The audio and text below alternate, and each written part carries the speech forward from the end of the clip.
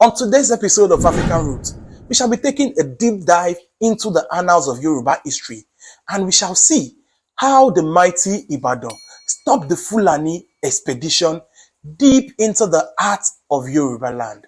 Keep it locked down on African Roots. I remain your homeboy, Odofiade Dayo. I'll be right back.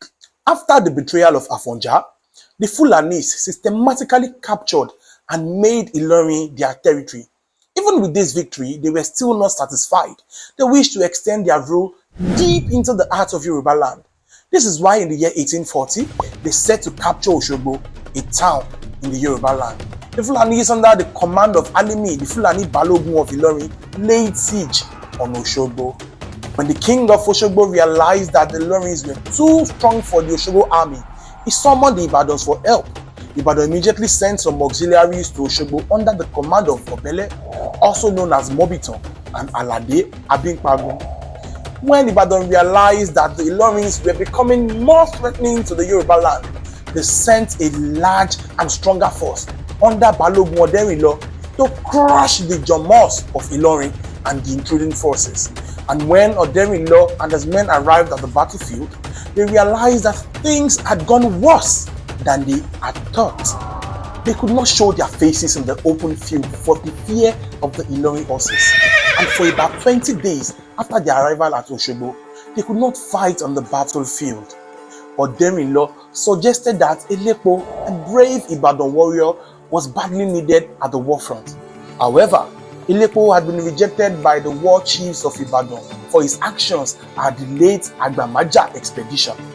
And as soon as the message from Oderinlo reached Ibadan, the Bashorun wished he could send Elepo to Oshogbo, but could not go against the wishes of other war chiefs.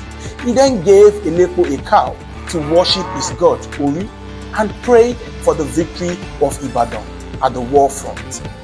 All this while, the Ibadan army could not attack the Ilorins during the day because Oshogbo was practically a plain, and the Ilorin horses might have advantage over them with disastrous results. They then decided to attack at dusk when the Ilorins would no longer be able to make use of their horses. And at noon, the well-prepared Ibadan army left the gates of Oshogbo for the battlefield. They were to keep a strict watch and arrest anyone suspected to be a spy. About a mile from the camp, they halted and arranged the order of the attack. The Oshogbo army and the earlier auxiliaries were to handle the center of the battlefield. Chief Abitiko and Labuju were to command the right wing. Balogun Oderinlo with the rest of the Ibadan war chiefs were to form the left wing of the army. The Ilorin camp was then attacked at midnight. The watchword was Eloniowo Odo, which roughly translates to how much is the ferry fare. The reason this watchword was chosen was because the Osun River had to be crossed in entering Oshogbo from the south, and anyone who could not tell what amount the ferry fare is was likely to be an enemy. Stampede engulfed the Ilorin camp as the Ibadan army set it on fire. The Ilorins could not offer the slightest resistance. They were smoked with the gunpowder of the Ibadan guns. This attack was a resounding success for the Ibadan army. Some Ilorin war chiefs were captured in the attack.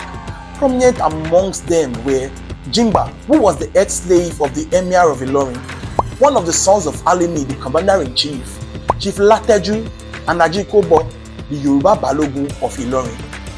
Jimba and Alimi's son were however released, while the latter two, being Yoruba by birth, were regarded as traitors and were executed. This was a huge victory for the whole of Yoruba land. After the Oshogbo victory, Ibokun and Ijesha town not far from Oshogbo was taken by the Ibadans for being an ally of Ilorin.